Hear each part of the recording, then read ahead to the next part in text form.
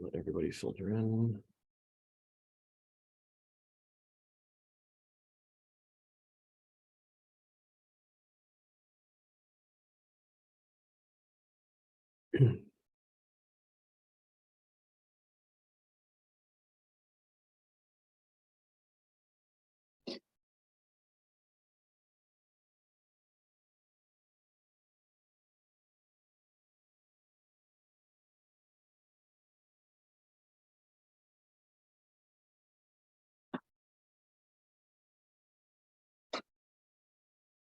We'll start in a couple of minutes for people to come in.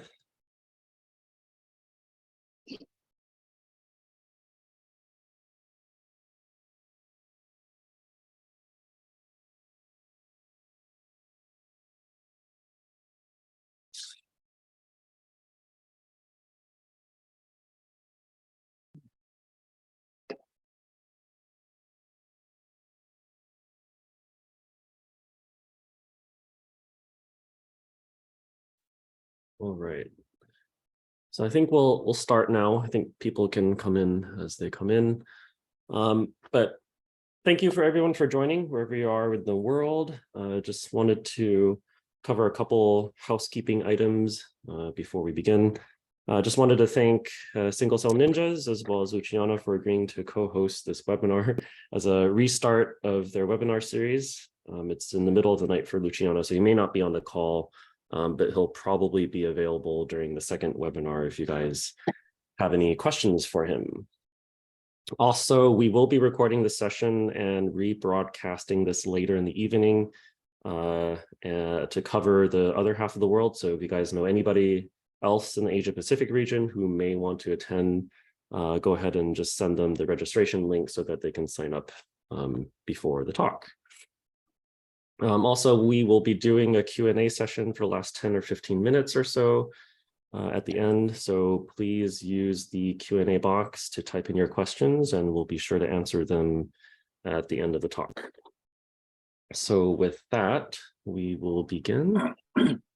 So today, I'm joined by Johannes Melms and Yiping Wang, both of whom are postdoctoral fellows in the Ben Izar Lab at Columbia, and they'll be covering the topic listed here, which is high-resolution spatial transcriptomics and multi-modal analysis of the tumor microenvironment in frozen archival tissue samples. So the agenda for today is as follows. So I'm just going to give a brief introduction to Curio Seeker, which is our technology. And Johannes will then move on into the single nuclei RNA sequencing and archive clinical samples, and then Yiping will cover the spatial part of that in his talk. And that, of course, will be followed by the Q&A at the end. So just a little bit about Curio. We are a life science tools company that was founded in early 2021, so a very young company. It's headquartered in Palo Alto, California, Northern California, and it's formed by a group of industry and academic leaders in the single-cell genomics and molecular counting space. And if you're curious who the founders are, you can go ahead and look on our website for that information. But very experienced group of people. And our vision and mission in general really is to democratize the benefits of spatial omics for the masses. We really want the research community to enjoy all the benefits of spatial and the future of biological research, but also want to enable true biological discovery. And what I mean by that is to enable spatial biology across the whole transcriptome, across all species, all tissues, and all sample sizes. So just to start off with the technology overview, this is a technology based off of Slide-seq V2 from the Broad Institute out of Evan McCosco and Fei Chen's lab. And what this is a high resolution whole transcriptome spatial analysis tool called Curio Seeker. And the resolution is still the 10 micron resolution that was originally in the paper. And the way that we achieve this is by having 10 micron beads very closely packed together so that there's no space in between them.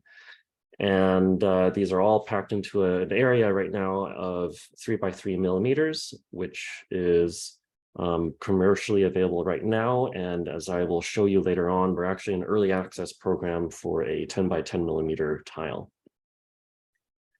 This kit is whole transcriptome. So there are poly-T capture oligos on the beads that will capture all your mRNA.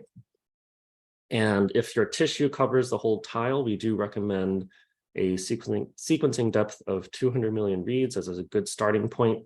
Of course, if your tissue is more highly or transcriptionally active than other tissues, you probably will need to go higher, but 200 million reads is a good place to start. And we do have some metrics on our standard HTML report that will tell you whether or not you need to sequence more or not. There's no specialized hardware, so there's no instrumentation needed, just very typical lab equipment that you probably already have. So, heat blocks or PCR machines, a tape station. And the sample types that are supported right now are fresh frozen. And the throughput really is user defined. So it really depends on how familiar you are with, for example, single cell workflows or even generic genomics workflows. So if you have a lot of experience in those fields, it should be pretty easy to pick up. Even if you don't, it should still be pretty straightforward as long as you follow the protocol. So the workflow in total is 8 hours from tissue sectioning all the way through library prep. Of course, this will vary depending on how many tissues you're trying to process. Actual hands-on time is about 2 to 3 hours, and the rest of the time is mostly incubations or PCR runs. The software that we do provide is a primary analysis pipeline. It's a dedicated bioinformatics pipeline that's available for local installation. All it really does is just converts the FASTQ files from the sequencer to matrix files. So some of the output files are, for example, a Seurat file output, which allows you to use Seurat if you want to use that for secondary analysis. There are also generic matrix files so that you can use whatever secondary analysis tools that you may be familiar with. So these are pictures of the actual kit itself. So on the left, you'll see a couple boxes. One goes in the -20, the other goes at room temperature, and then the tiles themselves in the pouch are at 4 degrees. Excuse me, 4 degrees. And on the right-hand side, you'll see the actual tile itself. So in the middle, you see a white patch in the middle, which has all the beads, and there are about 80,000 10 micron beads in that small 3 by 3 millimeter area. And these are mounted on a small square piece of glass that itself is mounted on a blue piece of tape. And this whole cartridge, this white cartridge, is about the size of a standard glass slide. So it's very easy to handle. And all you do really is you section a 10 micron section of your tissue, mount it on top of the tile and melt it with your finger. And then you'll take that tile off with a pair of tweezers or forceps and move that tile into an Eppendorf tube that will be filled with hybridization buffer. Once it goes through hybridization, you'll move the tile into another tube, Eppendorf tube, with RT mix for the RT reaction. And then you'll proceed with tissue digestion, which is just meant to completely digest the tissue so that you have access to the beads. And you'll just use your pipette to squirt the buffer at the beads, and they'll pretty easily come off the glass backing at that time. Once you remove the glass piece or substrate, you'll proceed with very standard library prep in Eppendorf tubes and PCR tubes. And at the end, you should get data like this.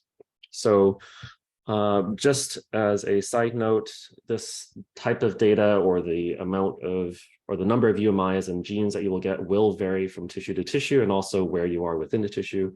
So this is an example of the mouse hippocampus, and obviously where some areas of the hippocampus, there are no cell bodies or very little cell bodies, and so you won't get as high of a capture rate as other areas of the tissue. But you can see in the very hot regions of the hippocampus, you are getting just over 10,000 UMIs per bead. And then you can also see on the right, you're getting several thousand genes per bead, depending on where you are within the tissue. One of the nice advantages of this assay is that you don't have to optimize the assay for tissues that you may be looking at. So, we've used this in mouse, kidney, liver, spleen. Other people have done this in heart, and also across species, right? So human, mouse, chicken, planaria, zebrafish, you name it, you can do it so far. So same exact protocol, and you just have to mount your tissue and follow exactly what it says in the protocol. And we've also run this on some more clinically relevant samples. So in this case, human melanoma, where on the left, you can see pretty clear unbiased UMAP clustering, and then mapping those clusters onto the actual tissue itself, where you can see very clear distribution of those populations within the tissue. And if you look more closely at particular genes, so in this case, PMEL, which is a gene specifically for melanoma, that's negatively associated with immune cell infiltration and is also a negative prognostic marker. So you would expect immune cells to appear in areas of the tissue that are not positive for this gene. And then when you do look at those immune cells, you do see that correlation. So you can very nicely see the immune cells infiltrating the tumor. And now I'm going to give you guys a very short sneak peek of what's ahead. So we have actually started an early access program for our 10 by 10 tiles, where you can pre-order the tiles and get in line for whenever we start shipping soon. So here you can see some example data again from mouse brain, where we're looking at the whole brain. And it's the same high resolution as you do have with the 3x3s, the 10 micron resolution. The inset is about the size of what you'd expect for a 3x3 millimeter data set. And then on the left, you'll see the actual whole brain itself from the full 10 by 10 tile. If you look at the same metrics of UMIs and genes, it's very comparable. So on the left, you're seeing just over 10,000 UMIs per bead in certain areas of the brain. And on the right, you're seeing several thousand genes per bead, again, in certain areas of the brain. If you look at the unbiased clustering on the left, you see really nice clustering and what appears to be subclusters as well. And then if you map those back on the brain, you can see very nice structures within the tissue itself. If you look at individual genes, again, you can see very clear structures within the tissue, very good signal to noise. And these are just the top 10 differentially expressed genes that are spit out by the HTML report from our pipeline. So in summary, we've improved the assay over the original Slide-seq. It's the highest resolution that you can get that's unbiased in the space. It's very easy to use. Any lab can really onboard this technology easily. You can go from tissue to library in 8 hours. And again, we're in early access for the larger capture areas. So if you're interested in any of this, you can contact these people. Kristen Douglas is our sales representative on the West Coast of the US. Jane Clark is actually our director of sales based on the East Coast. So she's in charge of the East half of the US and Canada. Daniil Tate is in Europe, and he's responsible for all of Europe and parts of the Middle East. And for now, I'm director of business development, but I'm responsible for the people located in the APAC region. So don't worry, I'm going to be passing the presentation off now to Johannes. I'll copy these email addresses and put them in the chat so that you can report them down if you're interested. So with that, I will stop sharing and pass it off. Okay.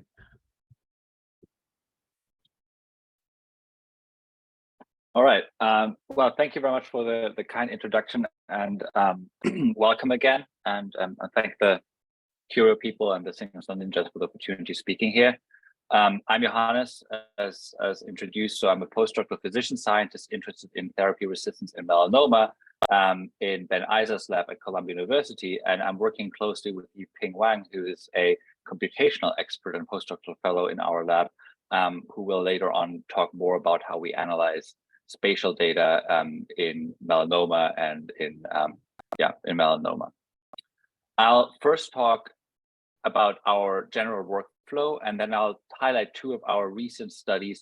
One dissecting the treatment-naive landscape of melanoma brain metastases, and the other analyzing longitudinally collected samples from the very first trial of pembrolizumab in melanoma, which was run about 10 years ago. And because we can work with frozen tissue, we can actually go back in time and bring these state-of-the-art technologies to tissue that was collected in 2012 and before. So many people that work in cancer care or cancer research know this image of a patient that was treated with a targeted therapy, or have seen a similar case in their own practice. This is a patient that had metastatic melanoma and was treated with vemurafenib, a BRAF inhibitor. And after a maximal response, he developed a MEK mutation and showed disease progression. This resistant mutation may have been acquired during therapy or may be hiding in plain sight in a mixture of therapy-sensitive cancer clones.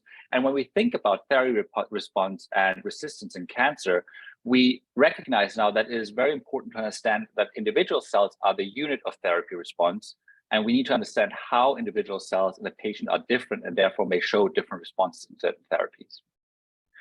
When we perform classic bulk genomic analysis, we can identify putative driver mutations and describe global patterns in transcriptional signal in the tissue, but this cannot give us any information on which cell the signal originated from. So if the unit of therapy response in a patient is the individual cell, and its interaction also with the tumor environment, we need to find ways to study the complex tumor ecosystem at the single cell resolution. This is where single cell genomics comes into play, and single cell profiling has enabled us to study the transcriptional profiles of thousands of individual cells in cancer patients in each sample, and has enabled us, for example, to discover pre-existing cell states that are resistant to BRAF MEK inhibitor targeted therapies. However, tissue for single cell profiling needs always to be processed fresh. And as anybody working in this space knows, this can be a considerable logistic and technical challenge if we want to collect samples longitudinally for like multiple biopsies from the same patient, or curate large patient cohorts with defined pre-treatment history. Or we may also just want to collect otherwise very rare specimens from rare cancers. And this is also very hard to do if you rely on fresh tissue or any patient that like just shows up in your center. In addition, since we have to digest the tissue, we can't really learn about the spatial environment, which can give us cues about which cells interact in the tumor. In our work, we are using single nuclear RNA profiling and spatial transcriptomics to understand therapy resistance and disease progression in melanoma. And we have developed a process that allows us to overcome all of these limitations and run our experiments on archived frozen clinical specimens, such as very small biopsies that can be routinely collected in the clinical setting. The very first thing that we did when we established this pipeline is that we took one sample and split it in half. This is a melanoma brain metastasis sample, and the data is part of our cell study from last year. We froze one part and immediately processed the other for single cell profiling, which entails tissue digestion, sorting of viable immune cells and cancer cells, and then subsequent loading on a droplet-based single cell profiling platform. Then months later, we processed the matched specimen for single nuclear RNA sequencing, for which we developed a workflow that preserves the remaining tissue and gently extracts the individual nuclei for profiling. On this UMAP, you can see cell type annotations of both methods side by side, and the data is just merged and scaled and normalized and not integrated. So you can see that corresponding cell types from the two different methods clustered together, suggesting that both methods can yield comparable biological outputs. When we reviewed quality control parameters, such as the number of genes detected per cell, we recovered similar quality across both methods. We also looked at stress signatures that can be introduced during tissue processing, and these signatures show significant overlap with inflammatory programs, so their presence can actually distort or obscure biological signal. When we compared the data generated by fresh single-cell RNA sequencing that entails digestion, sorting, etc., here in yellow, with the frozen data in green, which just really entails taking a frozen piece of tissue, breaking it up, extracting the nuclei, and loading them for sequencing, we find that the frozen data showed much lower expression of such stress signatures. When we broke down the stress signatures by cell type, we noticed that the stress and interference signatures were particularly enriched in microglia and monocytes in our sample, suggesting that fresh processing can introduce artifacts that we need to be aware of when we analyze the data. This is a phenomenon that is increasingly recognized, and for example, neuroscientists at MIT have defined specific signatures that are indicative of ex vivo activation of macrophages, the XAM module, and highlight that this is an important consideration when studying brain diseases with single-cell methods.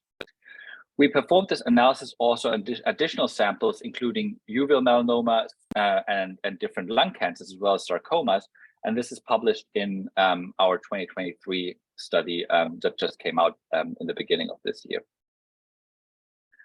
The first cases that I would like to talk about are our effort to study the treatment-naive ecosystem of human melanoma brain metastases. So the question is, are we interested in this question? Well, brain metastases are the most frequent malignancy in the adult human brain, and about 20 to 40% of all cancer patients with metastatic cancers develop brain metastases. These brain metastases are most frequent in patients that suffer from lung cancer, melanoma, or breast cancer, and in particular in melanoma, up to 75% of patients that die with the disease eventually develop brain metastases. So because we're interested in melanoma and generally in melanoma progression and therapy response, we asked, what are cancer cell intrinsic and microenvironmental determinants that drive this process of melanoma brain metastasis? We started out by collecting samples using single-cell RNA sequencing. However, we realized soon that because we wanted to collect treatment-naive samples, these were very, very rare and very hard to collect. And hence, we implemented single nuclei RNA sequencing approach that then allowed us to work with archive specimens. Using the frozen samples, we were quickly able to collect a total of 27 samples by single nuclei RNA sequencing. And since our method preserves the original sample, we were also able to perform spatial analysis on a subset of these cases, for which we collaborated with Faye and Evan at the Broad, who developed the Slide-seq V2 method, which is now commercialized as Curio Seeker. We then analyzed the tumor microenvironment. I'm not going to go into much detail, so if anybody who's interested in this can reference to the paper, but we analyzed the microenvironment, and when we looked at cancer cells, we defined signatures and properties of these cancer cells that metastasize to the brain. Because we were able to also infer T-cell clonality by TCR sequencing, we could also establish how clonally expanded T-cells in the brain differ from clonally expanded T-cells in the periphery. And this is just one example of how these methods can enable multimodal analysis of one sample. And in a little bit, Yipeng will talk about how we implemented single cell or spatial RNA sequencing in this project. I want to just highlight 3 findings that will be relevant later on in this study. So when we looked more closely at the cancer cells, we found that the cancer cells from the brain metastatic lesions showed higher numbers of inferred chromosomal aberrations. We validated this in external whole exome sequencing data from melanoma brain metastases and extracranial metastases, which confirmed that melanoma brain metastases show indeed higher copy number aberrations. This is indicative of a process called chromosomal instability, which has been shown to be a driver of metastasis. And our data suggests that chromosomal instability is particularly important for metastasis to the brain. In the next step, we compared the gene expression profiles of melanoma brain metastasis cancer cells and extracranial cancer cells, and found that a range of pathways were differentially regulated between these two metastatic niches. One of these pathways that I want to highlight, because Yipeng is going to focus on it in his later presentation, involves genes that are regulating oxidative phosphorylation. Oxidative phosphorylation genes were upregulated in the cancer cells from the brain, suggesting that these cancer cells that metastasize to the brain adopt distinct metabolic properties. Finally, we also used a non-negative matrix factorization approach to discover de novo co-regulated programs in our data. And when we correlate these programs across all samples, we identified 7 meta-programs that describe the large cancer cell programs in our sample. On the lower end here, you can see that meta-program 4 and 7 were exclusive to either the extracranial metastasis location or the brain metastasis location. And if we look at meta-program 7 genes, it turns out that the meta-program 7, which is specific to the MB, like melanoma brain metastasis niche, contain many genes implicated in neurodevelopment and synapse formation, indicating that melanoma brain metastasis cancer cells adopt neuronal programs when metastasizing to the brain. This is important because this may have consequence on what type of therapies these cancers respond to, and we now have ongoing research efforts trying to understand what the implication of these pathways are. In the second vignette, I'd like to outline how we used our profiling approach to really go back in time and study a sample that was collected more than 10 years ago. This sample is from the original Keynote 001 study, which was the first study to test pembrolizumab in various solid tumors. And we selected a patient that underwent sequential biopsy once prior to treatment and twice during therapy. This patient had a partial response and later on progressed, partial response to the therapy and progressed during therapy. And when we looked at the copy number profiles of the cancer cells across the 3 time points, we found that the pre-treatment time point showed very different copy number patterns compared to the later time points. We used this to identify clonotypes across the 3 time points. And when we tracked these clonotypes over time, it enabled us to identify a clone that was pre-existent but expanded at later time points. This clone is called clone 2 here in purple, and Yuping will later on go back to this clone in our spatial data. When we looked at the gene expression profiles of the individual clonotypes here displayed again as a UMAP, we found that clone 2 had a much higher expression of a so-called immune checkpoint resistance signature.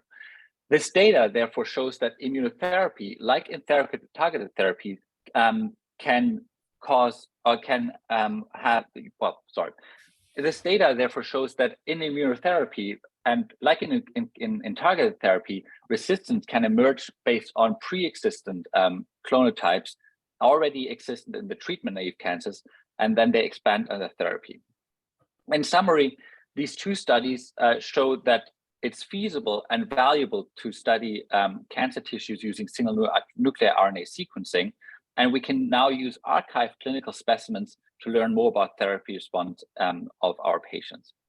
I'd like now to hand off to Yiping, who will talk about the spatial aspect of our data and what we learned by adding Slide-seq to our single cell analysis. Okay, thank you. Thank you very much for your presentation, Johannes. And now, as he mentioned, in order to further analyze our results from both of the studies that he mentioned, we used the Slide-seq method, which was developed by Fei Chen and Evan Makosko's lab at MIT, and who I should mention were our collaborators on both of these papers, and in fact ran the actual Slide-seq experiments for us. And as Dr. Jung has also mentioned, Slide-seq has recently been commercialized by Curio, and I think he's already done a very good job, in fact, of going over this workflow slide, so I don't think I need to add much more. But there is just one thing I would like to add. As Dr. Jung has previously mentioned, one of the greatest strengths of this method is the very fine spatial resolution of about 10 micrometers, which is enough to resolve usually even individual T or NK cells, which typically have a diameter of 5 to 10 micrometers. And these are the smallest cell diameters in tumor microenvironments, and which, as you'll see, is very useful in our work later on. Okay. So this slide then is just a summary of the computational workflow that we used to analyze our results. It has 2 parts. First, in both of our papers, we inferred cell types in the spatial data using the RCTD program, which in fact was also developed in Fei Chen's lab specifically to analyze Slide-seq data. And essentially, the RCTD program, it uses matched non-spatial single nucleus data as a reference for cell type specific gene expression profiles, which it then uses to assign inferred cell types to the spatial data. And second, we also determined individual genes with spatially localized differential expression, mainly by using a statistic called Moran's I, which is a metric of spatial autocorrelation. And finally, using these two results, we then combined them in order to determine cell type specific differential gene expression. And furthermore, just as a simple test of the cell type, of the accuracy of the cell type inference using RCTD, we also computed the fractions of inferred tumor cells in our spatial data versus the matched single nucleus data, and found a strong positive correlation and found a strong positive correlation between them, showing therefore that RCTD seems to be doing a reasonably good job of cell type inference in our data. And so now I would like to present the results of using this pipeline, starting with the first study Johannes mentioned on melanoma brain metastases versus extracranial metastases. And our first step in this case was to take the individual differentially expressed genes that we found using Moran's I, as I mentioned, and classify them into specific pathways by biological functions, such as you'll see later, such as metabolic pathways, for example, oxidative phosphorylation and glycolysis, antigen presentation. And here in this slide, specifically immunoglobulins, we found, I believe, a set of about 5 to 10 immunoglobulins that were consistently detected across our data. And what we're showing here is we found that across many samples, in fact, of which 2 are shown here, we found that expression of our immunoglobulin pathway was often strongly localized in small patches scattered across the tumor samples. And these patches furthermore overlapped almost exactly with small clusters of co-occurring B cells and myeloid cells, which were found by RCTD. And furthermore, this result was also confirmed by multiplexed immunofluorescence imaging on the same samples. And our conclusion, therefore, based upon this set of 3 results, is that what we're finding is essentially strongly spatially restricted clusters of lymphoid aggregates dominated by plasma and melanoma cells, I should say myeloid cells, in close proximity as well to melanoma cells. And our interpretation of these results is that they seem to be consistent then with these areas being potential tertiary follicular structures where immune editing is taking place due to interactions among these different cell types, and which furthermore the presence of these tertiary follicular structures has previously been found to be a very strong predictor of response to immunotherapy. So it's very interesting to see these in this data. And moving on then, using spatial sequencing is also able to highlight particular spatial patterns that may only occur in 1 or a few samples in a data set, suggesting mechanisms that are sample specific and may therefore be targeted with appropriate therapies. And for example, what I'm showing here is, for example, in one of our samples, we again find co-localized expression of immunoglobulins along with inferred B cells and myeloid cells, specifically along the right edge of this particular sample. Okay. But additionally, though, we also find another spatial pattern in which there is widespread expression of a cancer cell intrinsic antigen presentation signature, labeled as MHC class 1 presentation in the figure legend on the right-hand side, in the same areas as B cells and myeloid cells on the right edge. This pattern, though, is reciprocal to strong expression of TIMP1 in the left 2/3 of the sample, which is a matrix metalloproteinase that has previously been found to have a potential role in promoting melanoma immune evasion.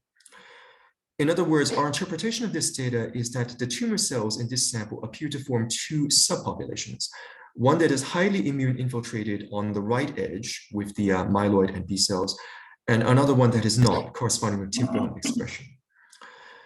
And furthermore, I should also like to highlight, while antigen presentation genes are widely expressed on the right-hand edge, there is also a more spatially restricted expression of type 1 interferon response genes in the same area on the right-hand edge, which suggests in our interpretation that antigen presentation alone in this tumor sample is not sufficient to trigger a strong immune response using type 1 interferon as well in the same areas, but rather that the type 1 interferon response is more spatially restricted on the right-hand side, suggesting that there must be other factors as well, spatially restricted factors that must be necessary in this case to trigger a durable immune response. Finally, in this study, Johannes previously mentioned that in our single nucleus data, we observed stronger expression of an oxidative phosphorylation signature in melanoma brain metastases versus extracranial metastases. However, in one of our spatial samples, we also observed a striking pattern in which cancer cell subpopulations show spatially dichotomous expression of either of these two metabolic pathways. So this sample is mostly composed almost entirely of tumor cells with just scattered B cells and myeloid cells without follicular structures in this sample. And I should note, though, that when we tested the expression of two glycolysis and oxidative phosphorylation signatures, what we found was that we discovered several large patches upregulating glycolysis genes, including GAPDH, while in several other large patches non-overlapping with the first group, we found that expression of oxidative phosphorylation is high, and conversely, glycolysis is low. And as a basic check of the validity of these results, we also confirmed that this pattern is not correlated with any single cell sequencing quality metrics, such as number of genes or reads, which was actually ruled out our first hypothesis, which was that this might just be due to a sequencing quality metric artifact.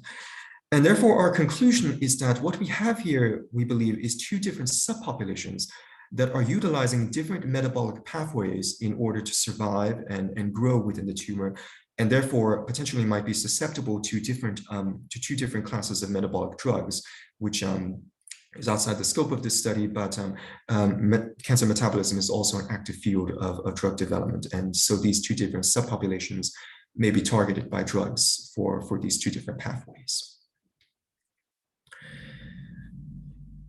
And finally, I want to turn now to the second study Johannes mentioned, where we examined longitudinal response to checkpoint inhibition in the KEYNOTE-001 trial. As he mentioned, we focused really on 3 samples from 1 patient in this data, 1 from a pre-time point and 2 from on time points, where we found strong expansion of a subset of tumor cells with a distinct copy number signature called clone2, which previously existed as well in the pre-time point, but strongly expanded in the 2 different on time points. And we furthermore found that clone2 cells also upregulated expression of an immune resistance signature as a mechanism of their expansion. But furthermore, by applying Slide-seq as well to these 3 different time points, and then using RCTD to infer cell types, we're able to more finely dissect the role that clone2 and this immune resistance signature has in the course of therapy. So specifically, by using RCTD to infer cell types, we first saw a strong spatial pattern of immune infiltration in both of our 2 different on time points. In the first on time point, areas towards the lower edge of the sample showed dense immune cell infiltration and differentiation, indicative of active immune editing. And similarly, the upper right lobe of the on later time point has high levels of immune infiltrate, whereas the lower right lobe has much lower levels. And this pattern corresponds strongly, we found then, to clone2 localization. To discover this, we derived a signature representing clone2 expression versus all other clones just by using Seurat, and plotted this signature along with the above mentioned immune resistance signature along these 2 different samples. What we found then was that these 2 different signatures strongly overlapped, and furthermore are strongly expressed in areas that lack activated immune cell infiltration during anti-PD-1 therapy. And the pattern may perhaps be seen most clearly in the on later time point on the bottom row of this slide, in which the expression of both signatures, the clone2 and immune resistance signatures, is highest in the lower right lobe, which has much lower levels of immune infiltration compared to the upper right lobe, which has much higher levels of immune infiltration, but lower levels of the 2 signatures that we examined. And finally, we also used a recently published computational tool called Starfish, published a few months ago, in fact, which has been developed by our collaborators at the Elham Azizi Lab at Columbia. And the purpose of Starfish is actually, in our paper at least, is to complement RCTD in our analysis of these samples. So specifically, the goal of Starfish is to use gene signatures to determine the proportions of different cell types in spatial data, such as, of course, B cells and myeloid cells in different samples, or alternatively, also different cell states from the same cell type, such as activated and dysfunctional T cells in these figures here. Using these signatures, we thus found, for example, that dysfunctional T cells are concentrated in the area occupied by clone 2 cells in the on time point, as expected, given the immune resistance displayed by these tumor cells, whereas activated T cells are concentrated in the non-clone 2 areas of both on and on later time points, as expected, again, given the high levels of immune infiltrate that we found previously using RCTD in these areas. And so to summarize then, the methods and results Johannes and I have presented today show that it is possible to gather small frozen tumor samples, such as are routinely collected in clinical care and trials, and use them to perform high-quality single nucleus RNA-seq, as well as several other different modalities, such as whole genome sequencing and ATAC-seq, which we haven't had time to go into today, unfortunately, as well as spatial sequencing, of course.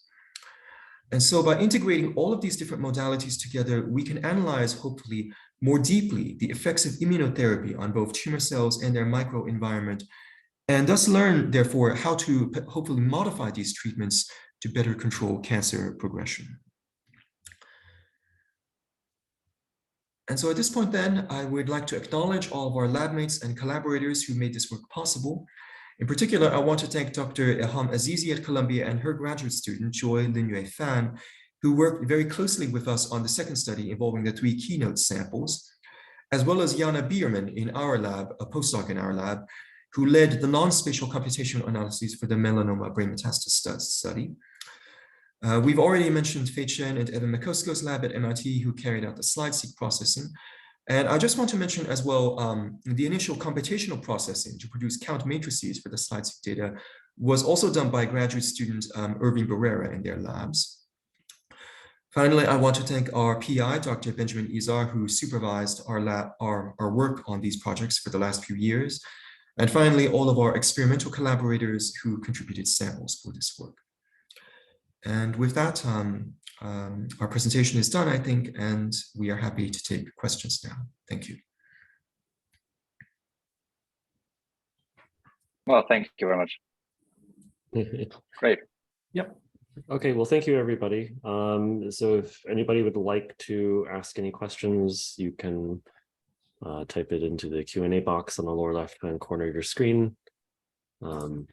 Alternatively, I think I can actually, if you raise your hand with the button, I can unmute you and you can ask the question directly if you choose to do so.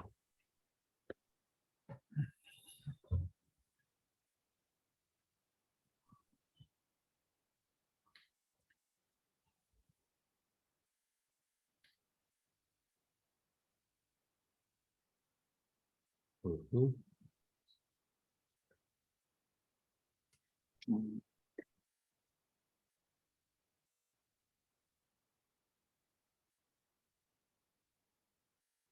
Okay, so first question from Amanda is, did you compare RCTD to other deconvolution methods?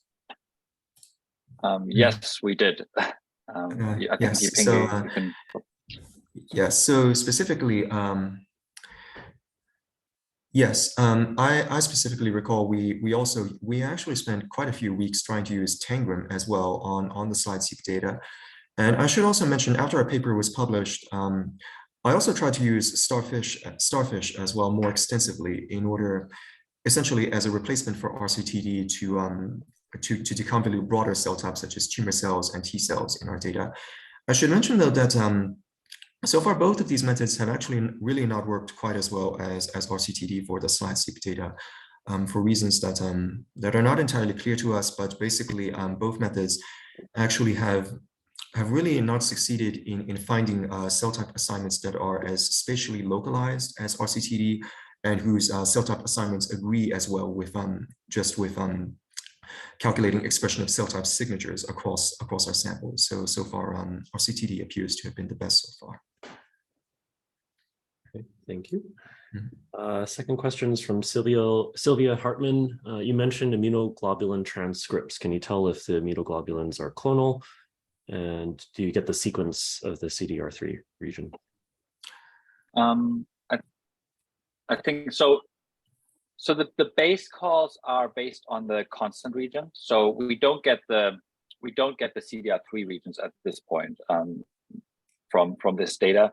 But what we see is that often certain clusters are having only one constant region, suggesting that there might be clonality. But like to date, we don't have like single BCR readouts for this data. Okay, were you using the slide TCR-seq method from Phase Lab, or is this you're using separate primers and all that? So for this data, we haven't done like any dialogues. We got the matching information from the single cell or like single nuclear analysis data, but we don't capture because Slide-seq is 3' capture, right? Like we don't capture really the CDR3 region, and one could certainly develop dial-out protocols that allows us to do this. Okay, cool, thank you. Next question from Benedict Pesti. In some of the Slide-seq data, it seemed very sparse, empty on half of the capture area. Were those parts filtered, or it was like that from some wet lab issue? Yeah, it was actually computationally filtered just due in fact to just the default UMI and gene count thresholds for RCTD. The left area of one sample, which is what I think he is referring to, was filtered out due to low counts in that area. In fact, I think we believe actually that area though may actually have been a large region of stromal cells within that one sample, which was unfortunately filtered out though because it didn't meet the default quality thresholds for RCTD. Thank you. I think what we noticed also, like outside of the samples that we processed here, is like if you have a lot of extracellular matrix that is sparse in cells, it will just be sparse in RNA. So there will be you probably like you won't capture as much in those areas as in the cellularly rich areas where the tumor cells are residing. Okay, thank you. Next question from Michael Cairns. Thanks. How did you define dysfunctional T cells? Was this by expression of proliferation and cytokine-related transcripts? This is actually based on signatures developed by Elham in her postdoc when she was a postdoc in Ghana at MSK, where she defined T cell states, and we used those 6 signatures to define T cell states in this data. Then. Okay. Thank you. I'm going to allow Ahmad Alkhan to talk. So hold on. Okay, Ahmad, I think, yep, there you go. I just wanted to ask, did you try to use starfish to determine the cell type and states for other immune cells, or was it only for the CD8s? Yes, actually, well, this is work that we actually performed after the paper was published, but I did also, later on, I did also attempt to use starfish to, just to determine cell types, broad cell types across all of our spatial samples. For example, tumor cells, myeloid cells, B cells, and T cells, and so forth. So far, I have to say we really haven't succeeded with that application of starfish. The cell type assignments that we have been getting are actually quite different from what we got previously with RCTD and show actually a lot less structure than RCTD, which suggests that actually the cell type assignments so far with starfish are not accurate when we try to run it that way. Yeah, usually it's accurate more with the T cells than other cells. Yes, I mean, There is one strength though of Starfish, which is actually why, yes, I should mention, which is because when we ran RCTD on our spatial samples, we did notice a real lack of T cells across all of our spatial data, which didn't exactly make sense to us at first. But on the other hand, Starfish, again for reasons that are not entirely clear, but it appeared to do a much better job of detecting T cells specifically, which is why we included its results on activated and dysfunctional T cells.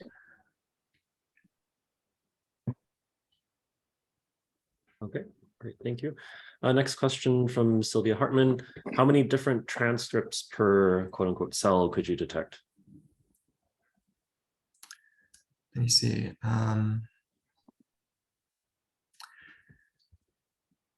I would actually, well, okay. Actually, we had some difficulty at first with the Slide-seq V2 data because the sequencing quality was actually pretty poor for a lot of our samples. So specifically, I think I recall that that for some of our samples, at least, we had a median gene number and perhaps transcript number as well of only about I want to say only about 100 UMIs and perhaps about 50 genes median, in fact, across the Slide-seq for some of our samples, which is very low, in fact, and which is the reason why which was very low, and which was in fact the reason why when we tried to plot some of the Slide-seq data just on a UMAP, on a regular UMAP, and perform clustering, we actually could not perform very good clustering simply because the sequencing quality was too low, and which was actually the reason later on why we actually focused for our cell type assignment specifically on RCTD and then just on calculating the strength of different signatures across the different samples, because that seemed to give more robust results than just performing clustering and then projecting it back on the spatial samples. I think it seems to be also very sample specific, right? Like, so samples that are like not great quality because it's like a tumor that's like has like some necrosis, etc., is going to give you lower quality parameters in general. And I don't know if median, like pre-filtration median UMI and gene count is the best metric to look at spatial data, because you often also have areas where like the tissue is just not ideal for RNA capture. So I think like in the areas, for example, that we looked at, then the gene count, where we got informative data, the gene count was more like in the higher ranges of like 400-500. But yeah, that's one aspect that one has to consider when analyzing the data. Yeah, I just want to emphasize that I agree with you, Johannes, actually, because we see the same thing. Getting median or mean counts per beat is not normally a very good way of QCing or just looking at your data, just because, like you said, even in the brain data, we saw all the areas that have no cell bodies, they're just going to pull that number down, right? And it's not because they're not capturing anything, it's just because there's nothing there or very little there. So it's not a very accurate way of looking at things. But that said, I just wanted to also say that the Curio Seeker kit has significantly improved the above what it was for Slide-seq V2. And if you're interested, actually, there's a video from the Stowers. They give a webinar where they did a direct comparison between Slide-seq V2 and the Curio Seeker. So that video is online on our website in the resources and video section if you guys are interested at all. Yeah, the way I think about it really is if we go back to early single cell data, it was super sparse, and one was happy if you got like 400 genes per cell. And then as technology progressed in like very few years, we had like all the complexity that we can look at now. So like I think Slide-seq V2 was much harder to do. Like I did a couple of the samples in-house, and it significantly simpler, I feel like, with the commercialized protocol, as it is with everything, right? Like once something becomes a product, it needs to be simpler and easier to use. Right. That's a very good point. And as a company, we're always continuously trying to improve our assay. So you should expect over the next several years, we'll be improving this significantly. Okay, so another question, anonymous, how many genes per beat in your sample? We kind of answered that already, but do you see the expression of transcription factors or other lowly expressed genes? Yes. We do see expression of transcription factors in lowly expressed genes. Just stochastically, I think I think that the signal is still dominated by highly abundant genes, at least in our case, in the cancer space. Okay. Yeah. Okay, cool. So that's all the questions we have for now. If nobody has any other questions, I'll end the webinar. So I'll wait a couple seconds or a few seconds. Okay. Looks like that's it. So thank you everyone for attending. And again, thank you, Johannes and Yiping, for giving the talk. It was very nice having you here. And thank you again to Single Cell Ninjas for helping us host this webinar. So thank you again, and we will all see you next time. Goodbye. Thanks. Bye-bye. Mhm.